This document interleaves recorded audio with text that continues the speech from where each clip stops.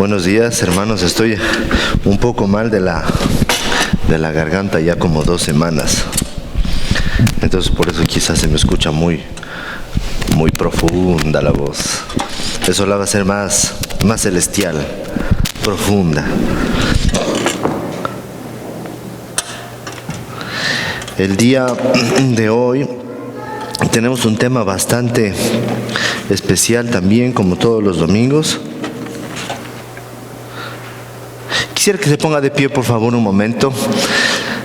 Pónganse, por favor, un momento de pie. Vamos a hacer una oración y luego de hacer esta oración, quiero que a la persona que quede ahí junto a usted le diga: estás listito para irte a la eternidad con el Señor. Diga: estás listo para la eternidad. Quiero que le diga después de que hagamos una oración. Padre bueno, te damos gracias en este día porque tú nos mantienes aquí juntos y reunidos, Señor, para alabarte, para honrarte y para adorarte. En este momento nos disponemos a escuchar, Señor, escudriñar y conocer de tu palabra. Te pedimos que ésta se haga una verdad en nuestro corazón y que sirva para nosotros de luz y guía para nuestro camino y diario andar. Te damos las gracias en el nombre de Jesús, el Señor y Salvador. Amén. Júntese a alguien y diga: estás listo para la eternidad. Dígale: estás listo, pero dígaselo, estás listo para la eternidad. Si está triste, dígale: no esté triste, estás listo para la eternidad. ¿Ah?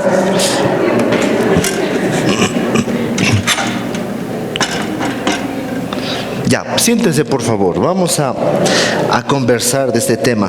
Bueno, generalmente y de manera casi tradicional, el tema que nosotros vamos a conversar el día de hoy es un tema que suele tocárselo o suele hablárselo en la Semana Santa, ¿sí? Porque estamos hablando el día de hoy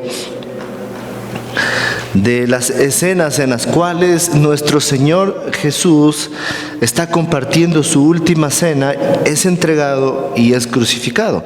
Entonces, generalmente son temas que de manera tradicional nos hemos acostumbrado a que se los hable en Semana Santa. Y hoy no les voy a dar yo un sermón de Semana Santa, sino que vamos a analizar algunos temas que quizás a veces son esenciales, son básicos, los conocemos, sabemos que existen, pero que necesitamos se nos refresque un poco la memoria. Vamos al capítulo 22, por favor, de Lucas. El versículo 1 dice: se aproximaba la fiesta de los panes sin levadura, llamada Pascua. Los jefes de los sacerdotes y los maestros de la ley buscaban algún modo de acabar con Jesús porque temían al pueblo. ¡Wow! ¡Qué manera tan impresionante de empezar el capítulo 22! Empezamos el capítulo 22 uno esperaría una introducción un poco menos fuerte, pero la introducción al capítulo 22 es: los jefes de los sacerdotes y los maestros de la ley buscaban algún modo de acabar con Jesús. Y en la Reina Valera no dice acabar, sino dice buscaban un modo de matar a Jesús. Porque temían al pueblo. Empezamos entonces el capítulo 22 bastante fuerte, ¿no? Con un grupo de sacerdotes que tenían una conjunción entre odio y temor. Los sacerdotes tenían esta mala conexión, estos primos hermanos que realmente siempre resultan en catástrofe. Odio y temor. Sentían un odio desmedido hacia Jesús. Ya lo suyo no era un problema solamente de ley, era un problema de odio, como lo vamos a ver después. Sentían odio a Jesús y lo vamos a analizar luego por qué le odiaban tanto. Y también sentían temor de la gente. Estamos en la Pascua y la Pascua era una fiesta que albergaba a muchas personas. Mucha gente llegaba a Jerusalén.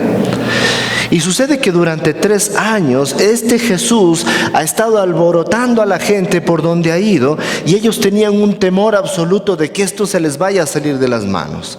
Eran los organizadores de la fiesta, eran las estrellas de la fiesta, podríamos decir así, y se les podía salir de las manos y tenían mucho temor de que esto sucediera. Entonces el odio a Jesús y el temor a que la gente haga algo que no estaba dentro de sus estatutos, dentro de sus cánones, le daban mucho temor. Hasta hasta la actualidad nosotros podemos tener esta combinación fatal de odio y temor. Se ha visto que las peores cosas se producen por odio que lleva al miedo o por miedo que lleva al odio. ¿Sí se ha dado cuenta que eso es lo que sucede? ¿No lo acabamos de ver en nuestro país hace 3 semanas? Un odio desmedido llevó, o un temor desmedido llevó a un desastre en nuestro país. Entonces sucede que ya con este contexto inicial era lógico que iba a pasar lo que a continuación sucede. Vamos al versículo 3. Entonces entró Satanás en Judas, uno de los 12, al que llamaban Iscariote. Este fue a los jefes de los sacerdotes y a los capitanes del templo para tratar con ellos cómo les entregaría a Jesús. Ellos se alegraron y acordaron darle dinero. Él aceptó y comenzó a buscar una oportunidad para entregarles a Jesús cuando no hubiera gente. Me gusta muchísimo la narrativa de Lucas, porque la narrativa de Lucas nos deja entrever muchas cosas que a veces no están claras para otras personas.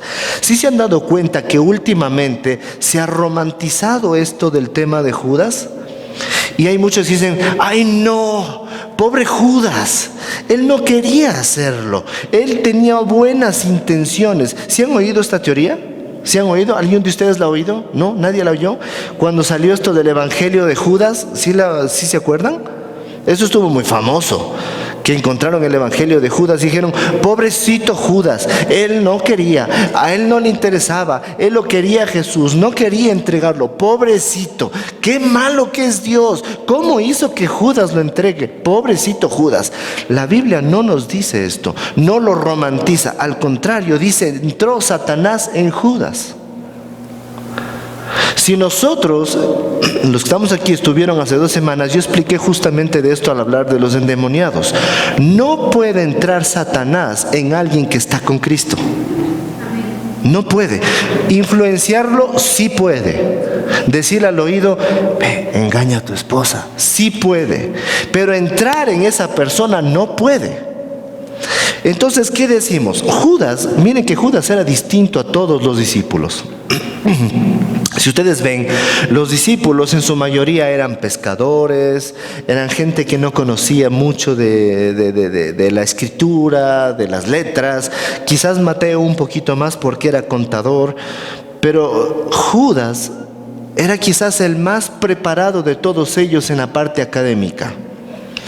Quizás era el más preparado, pero Satanás entra en Judas, porque Judas caminaba con Cristo, pero no estaba con Cristo. ¿Sí podemos comprender la diferencia? Uno puede caminar con alguien, pero no estar ahí. No estar de acuerdo. ¿Cuánta gente muchas veces en las manifestaciones populares va porque le dijeron, si usted no va, pierde el trabajo? ¿Sí o no? Está en la marcha, pero no participa. ¿Puede usted caminar con Cristo y no participar y vivir con Él? Sí puede suceder. Puede ir a la iglesia, puede, qué sé yo, ir a un estudio bíblico, puede irse a un retiro y nunca realmente estar con Cristo. Creo que Judas tuvo este problema. Él quería, quizás, un Jesús a su medida. Él quería un Jesús para él. Él estaba esperando un Jesús que él quería, no el que él necesitaba. Nosotros muchas veces hacemos eso y nuestra cultura cristiana ha empezado a hacerlo y le da a cada uno la idea de que podemos tener el Jesús que nosotros queremos y no el que nosotros necesitamos. Usted necesita un Jesús que le haga milagros, que le sane de la enfermedad, que lo saque de la pobreza, que lo haga andar de gloria en gloria, pero aleluya, amén, y que todos sus enemigos caigan. Y si no es así, y si yo estoy enfermo y no me curo, y si yo estoy endeudado y no existe ese milagro que me saca de la deuda, ¿qué? Entonces Jesús no sirve. No hay tal. La sociedad nos ha enseñado, la sociedad cristiana nos ha enseñado que necesitamos un Jesús que esté a nuestra orden, a nuestras necesidades.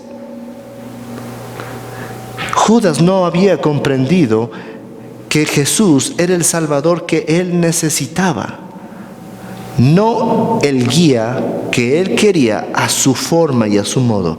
Y eso lo lleva a él a cada día alejarse más y más y más de él. Por eso es que entra Satanás en Judas. Y entonces, sabiendo Jesús todo esto, sabiendo que ya estaba a punto de suceder lo que tenía que suceder, porque sabía que Judas iba a entregarlo, se reúne con sus discípulos en la fecha más importante para los judíos, la Pascua. Miren lo que dice el versículo 15. Entonces les dijo: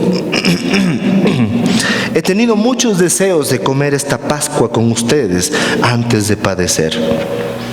Ya les estaba advirtiendo: esta es la última vez que yo voy a cenar con ustedes, y he tenido mucho deseo de hacerlo.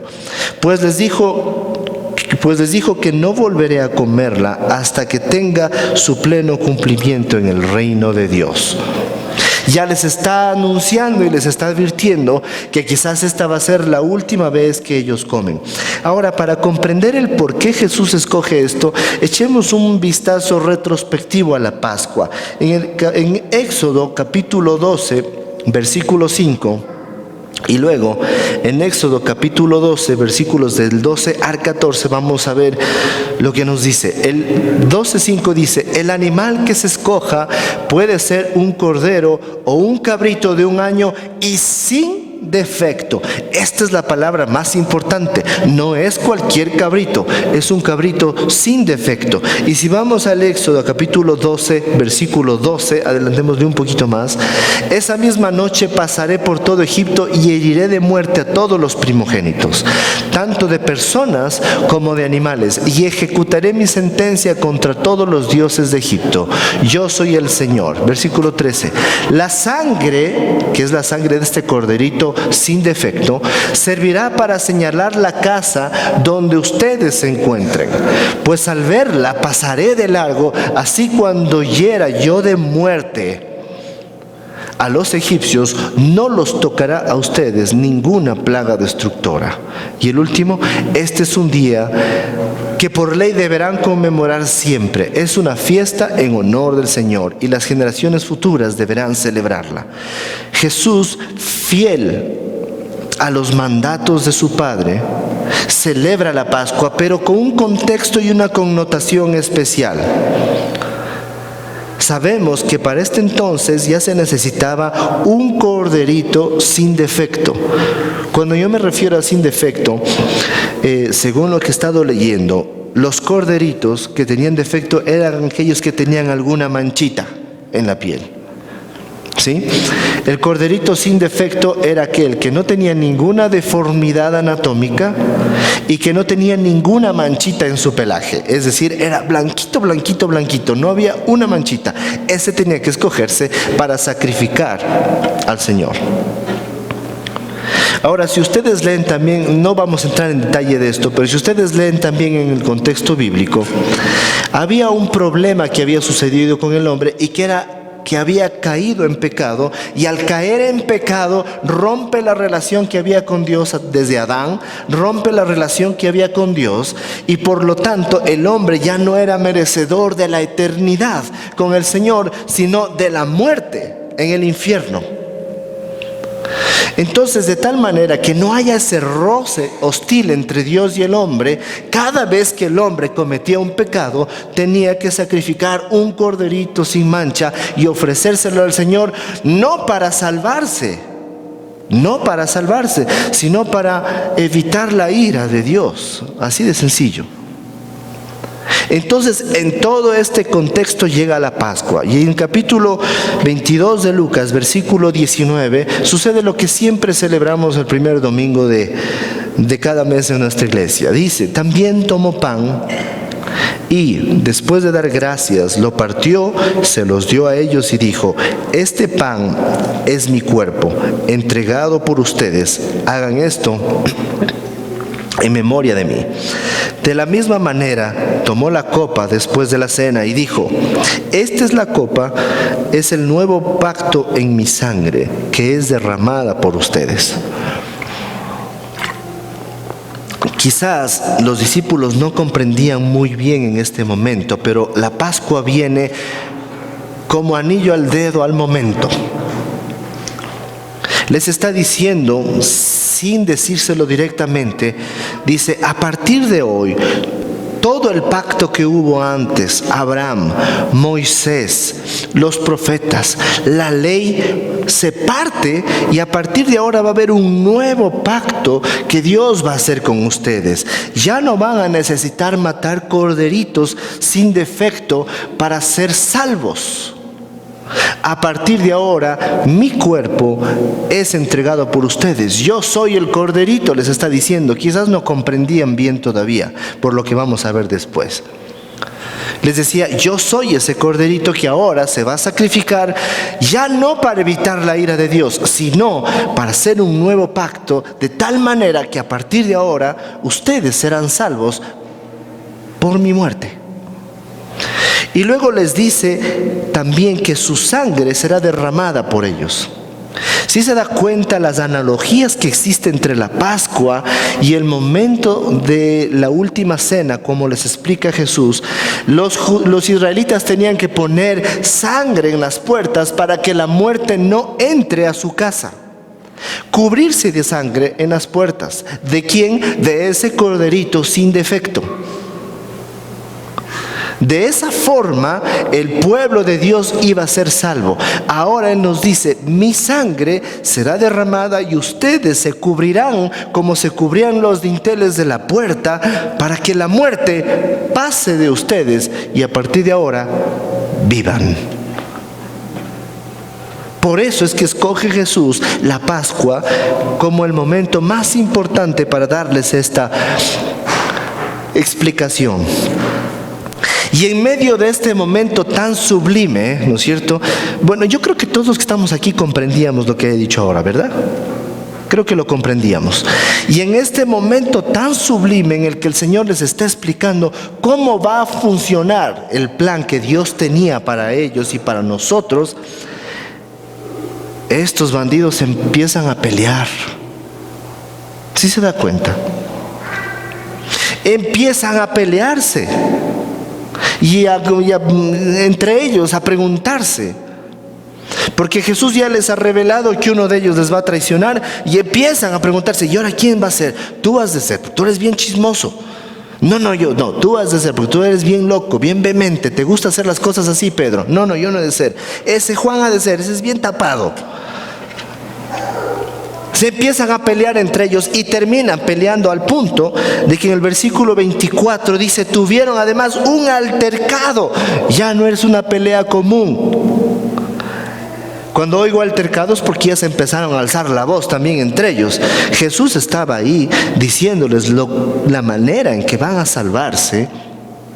Y ellos empiezan a gritarse. Y miren por lo que empiezan a gritarse. Tuvieron además un altercado sobre el cual ellos sería el más importante. Jesús les dijo: los reyes de las naciones oprimen a sus súbditos, y los que ejercen autoridad sobre ellos se llaman a sí mismos benefactores.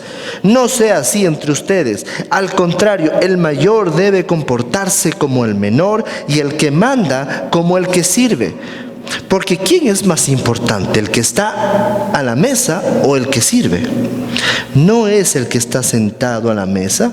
Sin embargo, yo estoy entre ustedes como uno que sirve. Empiezan a pelearse sobre quién es el más importante, quién es el mayor. Y Jesús les dice: miren, los jefes siempre se creen los más importantes, pero no son nada sin sus empleados. Entonces, ¿quién es más importante? ¿El jefe o los empleados? Sí se han puesto a pensar en esto, pero lastimosamente nuestra cultura nos ha enseñado que el jefe es el más importante y lo ponemos en un gran pedestal. Es que ese es el jefe. Nos está diciendo: aquí no hay jefe, aquí no hay quien manda, aquí el que sirve está conmigo. Así de sencillo.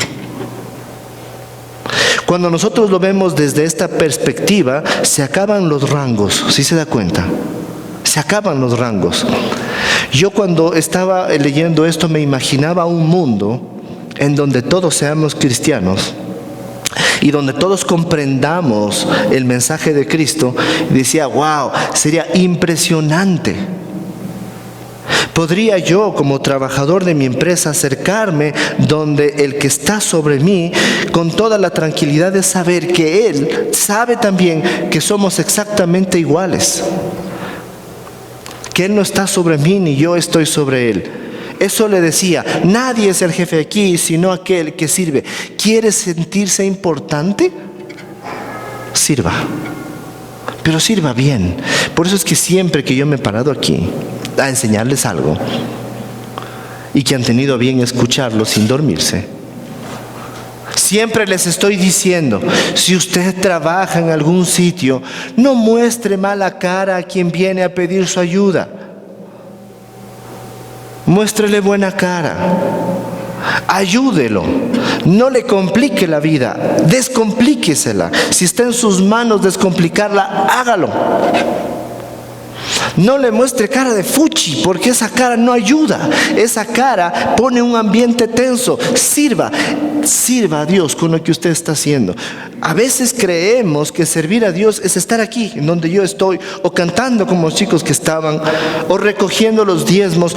Servir a Dios también es hacerlo en donde nos desenvolvemos.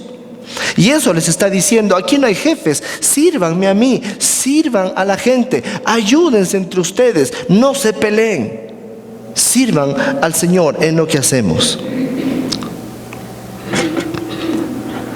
Entonces, en medio de estas palabras que les está diciendo Jesús, les dice, y no crean que ustedes están exentos de las cosas. No se crean que porque ya están conmigo son buenazos y no les va a pasar nada. Nos está diciendo hasta la actualidad, no piensen que porque son cristianos a ustedes no los va a rozar ni el viento, porque no es cierto. Están en un mundo caído y van a haber problemas. Por eso le dice a Simón en el versículo 31, Simón, este es Pedro, mira que Satanás ha pedido zarandearlos a ustedes como si fueran trigo. Pero yo he orado por ti para que no falle tu fe.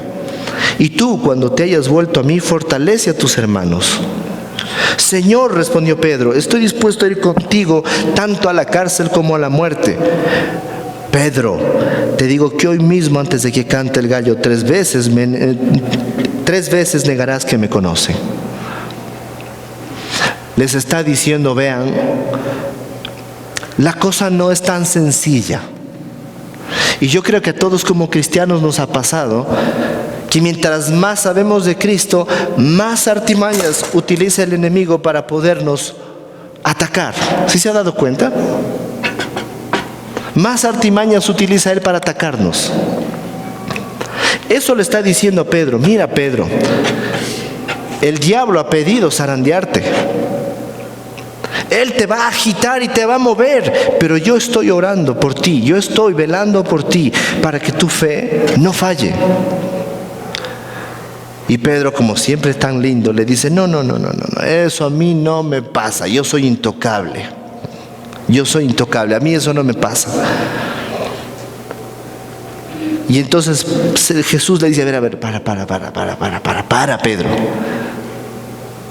No seas tan orgulloso, no seas tan vanidoso, que hoy mismo me vas a negar 3 veces.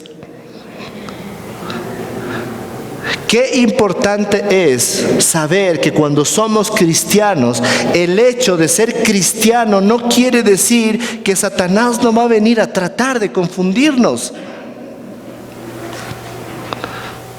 Mire, yo he conocido cristianos que dicen, no, yo soy de Cristo, a mí nada me toca, si viene el diablo yo le digo, fuera Satanás, y él se me va y con él no pasa nada. Miren hermanos, yo les digo una cosa, podemos ser cristianos, pero eso no significa que Satanás no nos pueda venir a influenciar. Eso no quiere decir que Satanás no nos venga a influenciar. Y si no estamos con Cristo, si no estamos con Él, si no permanecemos con Él, si estamos como Judas, caminaba pero no estaba, tengan por seguro que nada de lo que podamos hacer nos puede liberar de esa tentación. Por eso vamos a ver más adelante que nuevamente les dice: oren para que no sean tentados. Oren, porque les está diciendo: ustedes pueden ser tentados, ustedes pueden ser influenciados, y si no están conmigo, Satanás viene y se acabó. No nos creamos machotes. Solo Cristo puede ser nuestra fuerza. Solo estar con Él puede ser nuestra fuerza. Y esto le está diciendo a Pedro: no te creas tan valientote, de aquí a pocas horas vas a estarme negando. Mejor comprende que tienes que estar conmigo para poder librarte de esto. Lo vemos igual más adelante, cuando ya Judas se ha ido del grupo para entregarlo a Jesús y Jesús ha salido con sus discípulos a orar. Podemos ver nuevamente que les repite lo mismo a sus discípulos. Miren en el versículo 42, Jesús está orando, está mostrándonos una faceta humana de Jesús. Sabemos que Jesús es hombre y que Jesús es Dios, y aquí nos muestra las dos facetas en un mismo lugar. Padre, si quieres, no me hagas beber este trago amargo. Es una faceta absolutamente humana en la cual dice: no, mejor ya no, porque lo que viene está bien feo. Ya no me hagas. Y luego viene su parte divina: pero no se cumpla mi voluntad, sino la tuya. Entonces se le apareció un ángel del cielo para fortalecerlo. Nuevamente nos muestra emociones humanas, pero como estaba angustiado, se puso a orar con más fervor, y su sudor eran como gotas de sangre que caían a la tierra. Qué importante es en este versículo ver que estaba angustiado y preocupado, porque eso nos hace ver que Jesús sentía como nosotros. Se ha sentido angustiado, Jesús también. Se ha sentido preocupado, Jesús también. Se ha sentido traicionado, Jesús también. Se ha sentido triste, Jesús también. Se ha sentido alegre, Jesús también. ¿Puede usted salvarse a sí mismo? No, solo Jesús. ¿Sí se da cuenta? Es humano y es Dios. Y nos está mostrando esta faceta humana en la que está angustiado. ¿Y qué hace cuando está angustiado? Se pone a llorar. ¡Ay, pobre de mí! ¿Cómo es lo que decía el Michelena? ¡Solo a mí! ¡Solo a mí! ¿Qué es lo que hace? Ora. Y no solamente ora con más fervor, porque Él sabe que en medio de su humanidad, el único que puede fortalecerlo es su Padre. El único que puede darle la fuerza es Él. Y miren, el versículo 45 dice: cuando terminó de orar y volvió a los discípulos, los encontró dormidos, agotados por la tristeza. Todos estaban tristes. ¿Por qué están durmiendo? Les exhortó. Levántense y oren para que no caigan en tentación. No les está diciendo: ¿por qué están durmiendo? No sea mala gente, acoliten. No, les está diciendo: levántense y oren para que ustedes no caigan en tentación, porque Él ya no cayó. Nuevamente les está diciendo: en tiempos de angustia, de necesidad, oren, levántense y oren para que no caigan en tentación, porque el diablo los va a venir a tentar. En los tiempos más difíciles es cuando él más aprovecha para abusar de ustedes. En tiempos de pobreza es cuando Satanás viene y dice: roba. En puestos de poder es cuando Satanás viene y dice: aprovéchate. Cuando usted está peleado de su esposa es cuando Satanás viene y dice: mírala a la vecina. Cuando usted está peleado de su esposo, Satanás viene y dice: míralo a tu amigo del trabajo. ¿Sí se da cuenta que es así? Por eso les dice: este es un momento de mucha tensión, porque me están traicionando, ya mismo vienen a cogerme preso. El diablo se apoderó de Jerusalén en esta noche y ustedes están dormidos. ¿Acaso nos va a coger dormidos el último momento de nuestra vida? Hay gente que vive haciéndole esperar a Dios. Ya, Señor, verás, que pase carnaval, porque ahí sí me voy a pegar los tragos. Que pase carnaval y empiezo contigo. Y si no llega carnaval, ¿sí se da cuenta? Por eso les decía, levántense y oren. Y entonces viene Judas a hacer lo suyo, pues lógicamente, y entrega a Jesús. Ahí se forma otro altercado que lo animo a que lo lea. No vamos a entrar en detalle en ese altercado. Y sucede que toman preso a Jesús y se lo llevan al Sanedrín, frente al Sanedrín, porque ellos eran los que los odiaban. ¿Se acuerdan que les dije que lo odiaban? Ahora vamos a analizar por qué lo odiaban. En el capítulo 23, versículo 1 dice: así que la asamblea en pleno se levantó y lo llevaron a Pilato. Pero antes de eso ya estaba golpeado, y comenzaron la acusación con estas palabras: hemos descubierto a este hombre agitando a nuestra nación, se oponen al pago de los impuestos del emperador y afirma que es el Cristo, un rey. Tremendo, Por eso cuando le digan fariseo no se sienta feliz. Creo que fariseo es un feo insulto. El Sanedrín eran los sacerdotes, los que conocían la ley, eran fariseos y saduceos en su mayoría, y había un grupo de escribas también. La situación es que este grupo de sacerdotes era una especie de élite en el pueblo judío, porque ellos eran los que conocían la ley, conocían las escrituras de memoria, y ese era su trabajo. Su trabajo era estar todo el tiempo en eso, y supuestamente eran los únicos que podían entrar al lugar santísimo, es decir, detrás del velo del altar del templo. ¿Sí? El templo se dividía en algunas partes, pero en el lugar santísimo donde estaba el arca de la alianza solo podían entrar los jefes. El pueblo no podía entrar. Entonces ellos representaban la ley mosaica, la ley de Moisés, el legalismo religioso. Y lo llevan donde Pilato. Pilato, en cambio, era el tribuno romano que estaba a cargo de legislar esa región. Por lo tanto, él representa el legalismo judicial, la ley romana. Y más adelante entra en juego también Herodes. Es interesante esto. No sé si han puesto a ver las genealogías. ¿Les gusta genealogías? ¿Se han puesto a ver las genealogías alguna vez?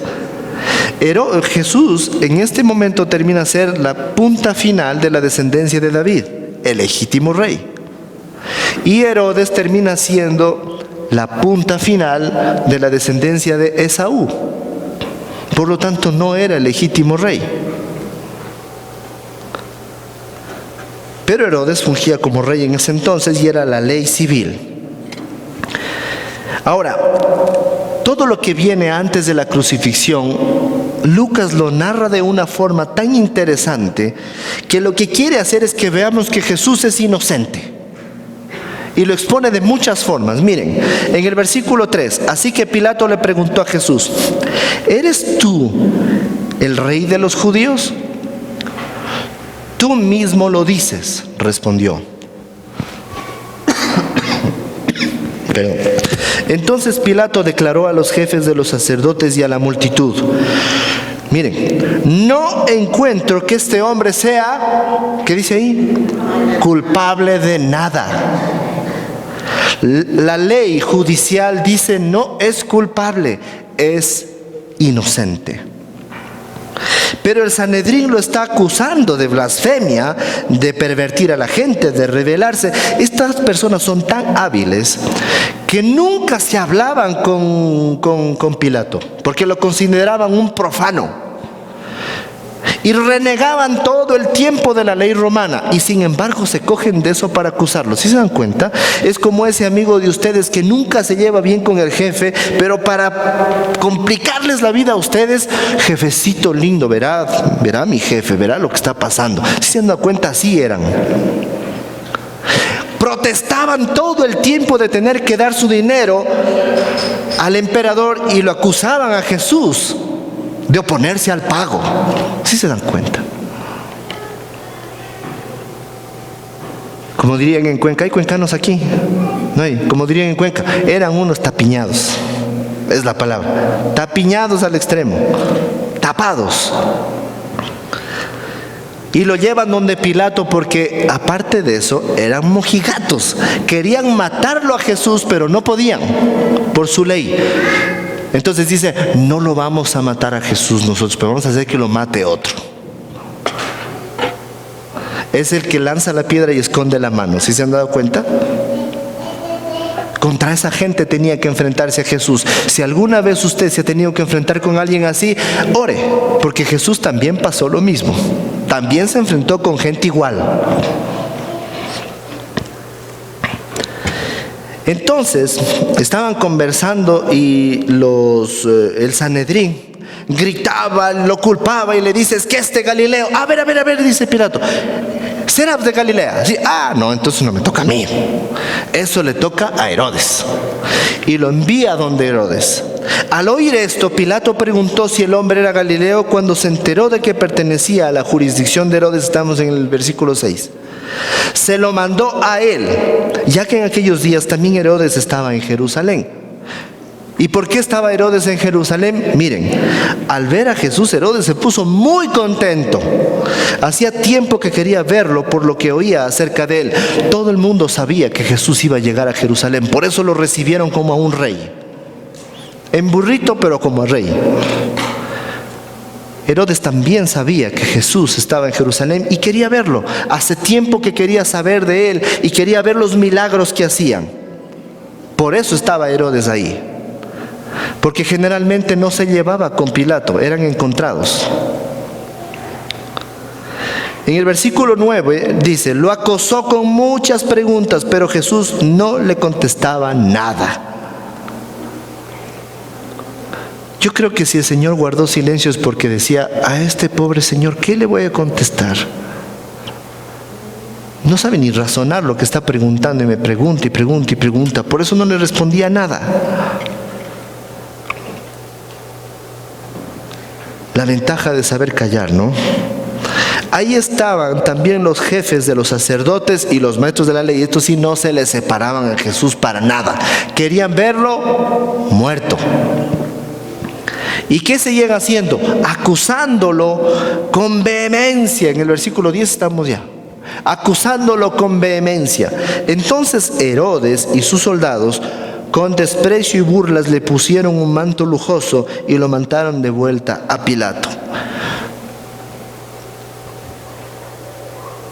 Qué momento tan ridículamente absurdo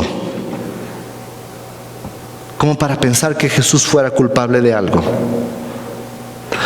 Al punto de que este señor Herodes decide más bien burlarse y despreciarlo, no acusarlo.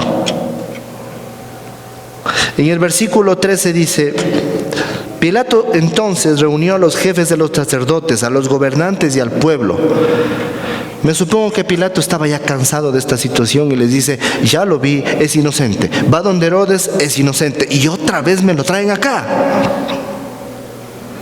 Ustedes me trajeron a este hombre, versículo 14, ustedes me trajeron a este hombre acusado de fomentar rebelión entre el pueblo, pero resulta que lo he interrogado delante de ustedes segunda vez, sin encontrar que sea culpable de lo que ustedes le están acusando. Y es claro, miren lo que dice el 15, y es claro que Herodes lo ha juzgado culpable, tampoco lo ha juzgado culpable, puesto que nos lo devolvió. Como pueden ver, no ha cometido ningún delito que merezca la muerte. Y si adelantamos un poco al versículo 22, por por tercera vez, Pilato vuelve a hablar, porque esta gente estaba enardecida. No, que ese es culpable, es que este es así, asado, frito y cocinado. Y en el versículo 22 les vuelve a decir, pero ¿qué crimen ha cometido este hombre? No encuentro que él sea culpable de nada que merezca la pena de muerte, así que le daré una paliza y después lo soltaré. Qué interesante cómo Lucas nos hace ver tantas veces en su narrativa que de las tres autoridades frente a las cuales estuvo, de los tres jueces que tuvo en ese momento, dos lo hallaban inocente. ¿Sí se dan cuenta? Es inocente, no ha hecho nada. Y es que Lucas está muy empeñado que comprendamos en que Jesús era inocente. Y miren qué interesante lo que les voy a compartir hoy día. Estaba leyendo acerca de historias no bíblicas, historias que hablen acerca de Jesús, del juicio de Jesús. Y me encontré con un tal Josefo, que ha tenido un libro que se llama Antigüedades Judías. Este Josefo vivió en el año, entre los años 12 antes de Cristo hasta el año 82 después de Cristo, es decir, ya bien viejito. Y miren lo que pone en una parte de sus Antigüedades Judías. Acerca de este tiempo vivió Jesús, un hombre sabio, si es que uno debería llamarlo hombre. Ojo, cuidado. Estamos hablando de un libro histórico, no de la palabra inspirada de Dios. Y miren lo que dice. Porque él fue quien realizó hazañas sorprendentes y era un maestro de los que aceptan la verdad. Se ganó a muchos judíos y muchos de los griegos. Él era el Mesías que esperaban. Hasta este Josefo se daba cuenta. Josefo no participaba de ninguna religión israelita. Y hasta este Josefo se da cuenta porque era un historiador. Había estudiado mucho la historia judía y había estudiado mucho a los profetas que anunciaban la venida de Jesús. Y hasta cierto punto estaba diciendo, perdónenme la palabra, y estos giles no se dan cuenta de que todos los profetas ya han anunciado que él iba a ser el Mesías. Y él lo pone como Mesías. Y ojo que es un libro histórico, nada más. Y miren lo que termina. No habiéndose probado culpabilidad, fue sometido a un juicio por sus hermanos. Y Pilato lo crucificó, pero al tercer día de su sepultura, este ha desaparecido, habiendo muchos referido haberlo visto vivo nuevamente. No se lo volvió a ver en público, pero el grupo de quienes lo evidencian se conoce como la tribu de los cristianos. Hasta este Josefo, histórico, no bíblico, lo consideraba inocente. Y Lucas ve muy importante que lo veamos inocente. ¿Fue un accidente que esto pase? Para nada. En el versículo 22 de Hechos dice: pueblo de Israel, escuchen esto. Jesús de Nazaret fue un hombre acreditado por Dios ante ustedes con milagros, señales y prodigios, los cuales realizó Dios entre ustedes por medio de él, como bien lo saben. Versículo 23. Este fue entregado según, esto me encanta, el determinado propósito y el previo conocimiento de Dios, y por gente malvada. Ustedes lo mataron clavándolo en la cruz. ¿Fue coincidencia que esto pase? No. Fue premeditado por Dios y con su consentimiento. Esto nos da la clara evidencia de que Dios, sabiendo que era inocente, permitía que todo esté pasando, porque Él necesitaba que su plan de salvación se acreditara por medio de Jesucristo.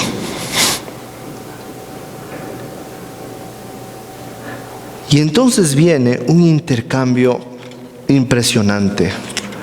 La forma de la narrativa de Lucas me encanta porque concatena todas las cosas.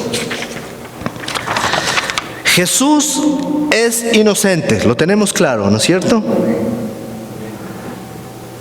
Y miren lo que sucede en el capítulo 23, versículo 18.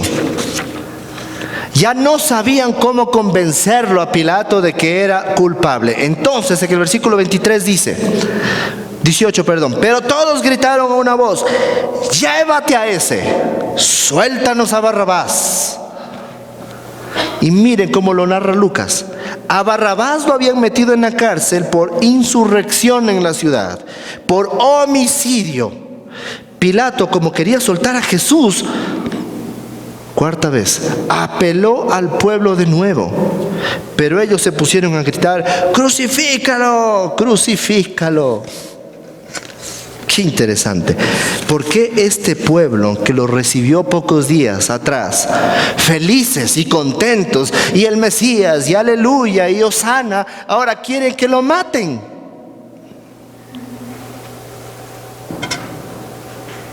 ¿Por qué el Sanedrín odiaba tanto a Jesús que hizo y movió la conciencia colectiva de la gente que estaba ahí para pedir que maten a un inocente? ¿Por qué? Porque estas personas vieron amenazado su status quo,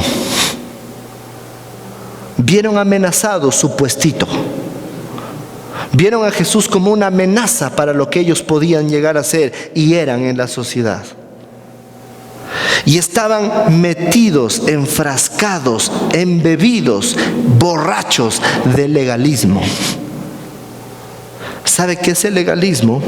El legalismo es la forma de tergiversar y manipular las escrituras para volverlas una ley intransigente e inaccesible. Y el legalista es egocéntrico, por eso es que ellos querían: yo tengo la razón. El legalista es egocéntrico: yo tengo la razón, tú no. Yo tengo la razón, tú no la vas a tener. Yo sé la Biblia, tú no. Pero yo la he leído, pero yo la sé, yo la comprendo y yo sé que tengo la razón. Es supravalorado. Es que tú eres pecador. Tienes que orar, hermano, tienes que orar. ¿Se ha visto eso? Tienes que orar porque eres pecador, estás en pecado. Tienes que orar. ¿Y usted no está en pecado? El legalista se supravalora. Y por último, el legalista manipula. ¿Sí han tenido ustedes oportunidad de conversar de la palabra con un legalista alguna vez? Ay, es terrible. Porque manipulan la palabra del Señor de la forma en la que la necesitan y como les viene en gana. La situación es que yo, por medio de la palabra, debo tener la razón. Eso es todo. Y ellos odiaban a Jesús porque Él les vino a decir: no, eso no está bien. Eso no es correcto. La forma en la que ustedes están enseñando a Dios a nosotros no es la correcta. Dios nos ama. El legalista siempre va a mostrar a Dios como que nos castiga. Cuidado, haces esto porque Diosito te castiga. Cuidado, haces aquello porque o si no te ha de caer enfermedad. Ve, este guagua está enfermo. Los padres pecaron, por eso es que está enfermo este guagua. Ustedes no tienen idea, el lugar donde yo trabajo, bueno, para los que no saben, trabajo en Solca. Casi siempre tengo que ver los efectos devastadores del legalismo en la gente. Llega el guagua con leucemia y ¿saben qué es lo primero que piensan los papás? ¿Saben qué es lo primero que piensan los papás? Dios me está castigando. Es lo primero que piensan. Si no piensan eso es: mi hijo está pagando las consecuencias de nosotros. Y empiezan muchas confrontaciones. Es que tú, le dice la mamá al esposo, tú ya ves por portarte mal. Diosito nos castigó porque tú te portas mal. Ahí está, ándate con esa otra que tienes. Lo he oído, lo he visto y se pelean delante del niño. El esposo: ya ves, tú que aceptaste ese trabajo donde estás 15 días afuera, por eso se enfermó la guagua. Es que tú me hiciste sufrir en el embarazo y por eso Diosito nos castigó. El legalismo hace pensar que Dios te va a castigar y se las va a cobrar todas. Jesús venía a decir: no, Dios es amor, te ama tanto que me está dando a mí para que yo muera por ti, para que yo te salve. Por eso es que el pueblo lo seguía, porque simplemente, realmente es mucho más sencillo ser legalista.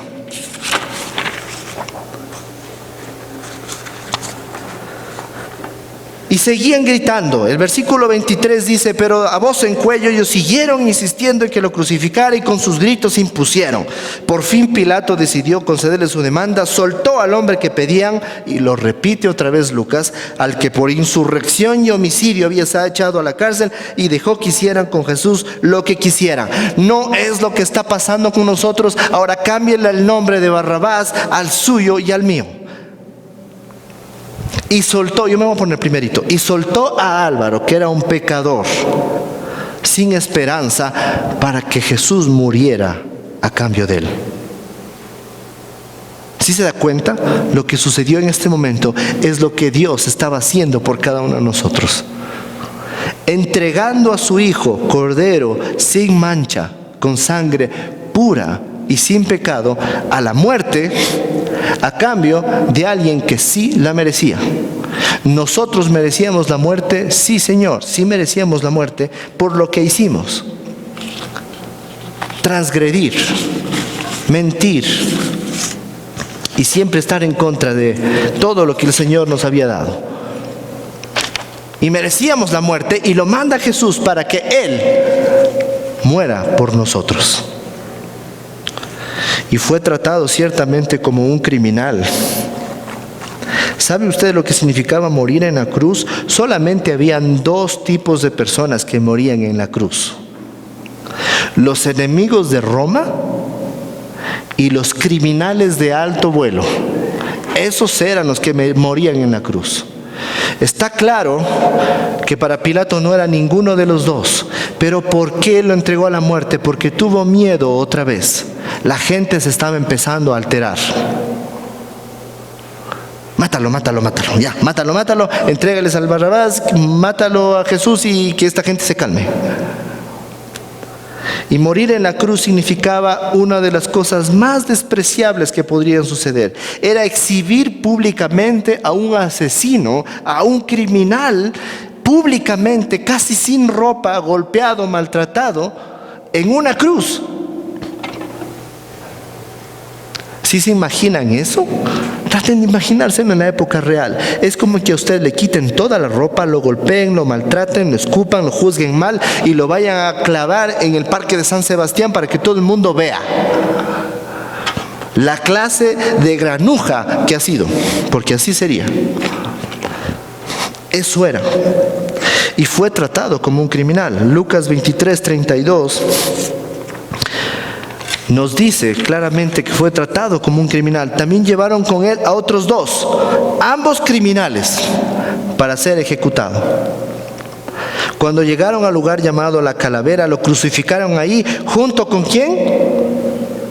Con los criminales. Junto con los criminales.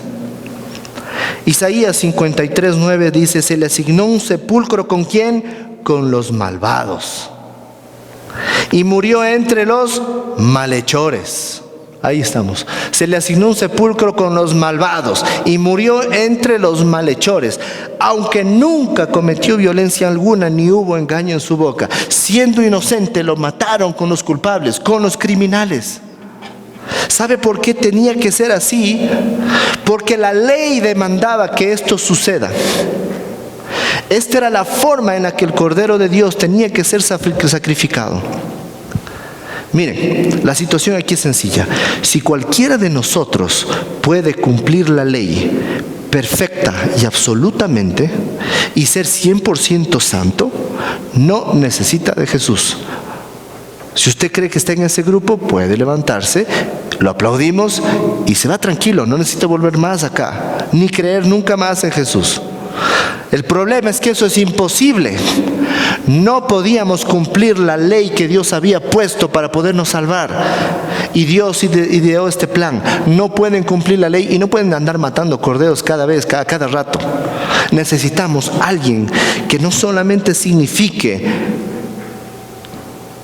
el pasar de muerte a vida, sino que signifique que va a cargar con el pecado que la ley impone a los humanos. Y es por eso que tenía que morir así, porque por ley tenía que morir en una cruz, para cargar con lo que nosotros no podíamos. el cumplimiento perfecto de la ley.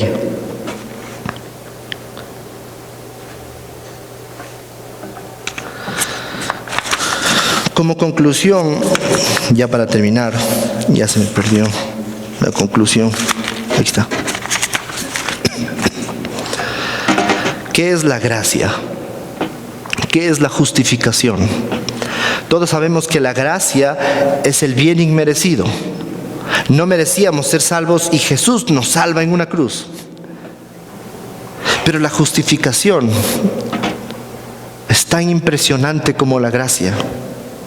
La justificación es la que anima todo lo que está a nuestro alrededor. Estamos aquí por la justificación.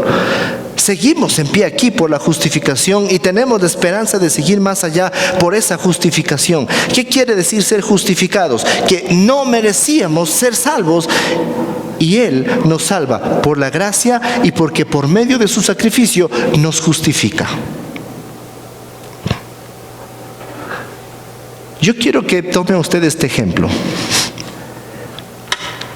¿Qué sucedería si el día de hoy mi hijo, su hijo, asesina a alguien, mata a alguien y está frente a un juzgado y el juzgado le dice: usted es culpable de asesinato, usted no tiene justificación aquí, tenemos evidencia de que usted es un asesino como Barrabás, no tiene justificación, se va a la cárcel, cadena perpetua, para siempre, justificación no hay para usted?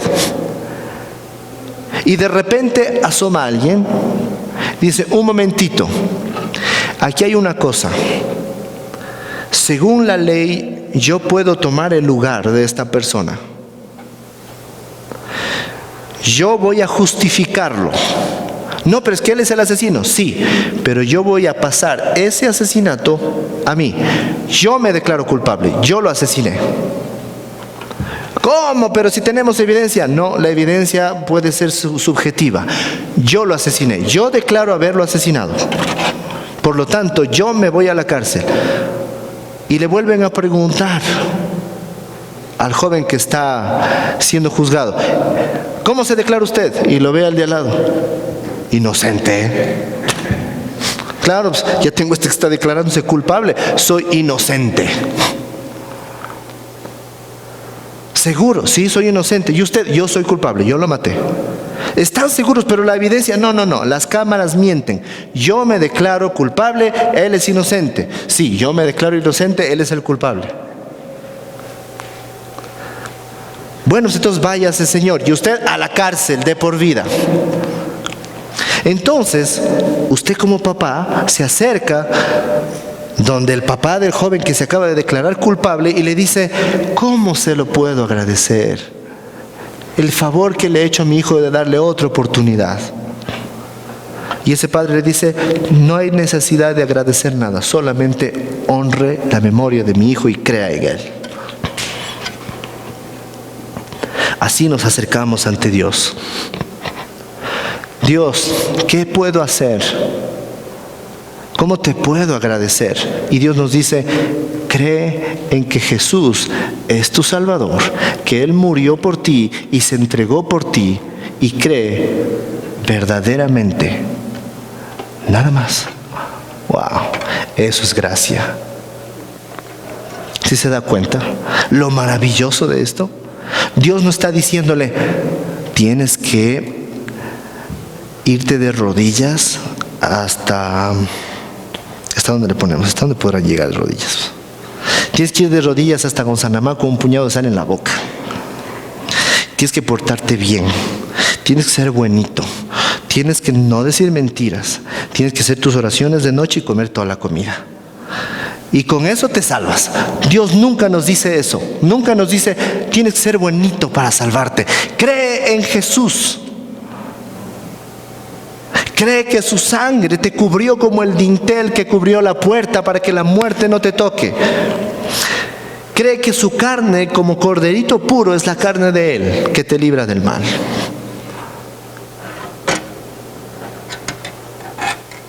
Isaías 53:4 dice: ciertamente Él cargó con nuestras enfermedades y soportó nuestros dolores. Estábamos enfermos de muerte eterna.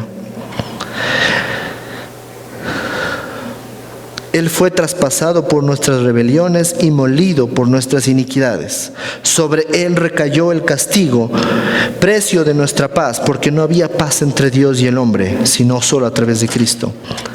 Y gracias a sus heridas fuimos sanados.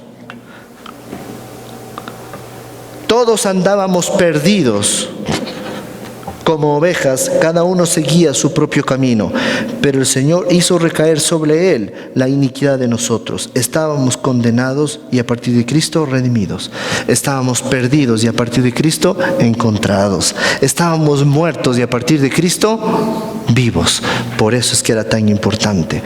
Sí, somos pecadores, pero yo creo que hace poco leí algo que decía: ya deje de llamarse tanto pecador. Sí, es pecador, no se llame tanto pecador. A partir de ahora, a fin de cuentas, Dios lo llama hijo a través de Cristo. Y es gracias a Cristo que hallamos esa reconciliación con Dios y estamos seguros de que su gracia nos cubre para siempre. Amén. Oremos.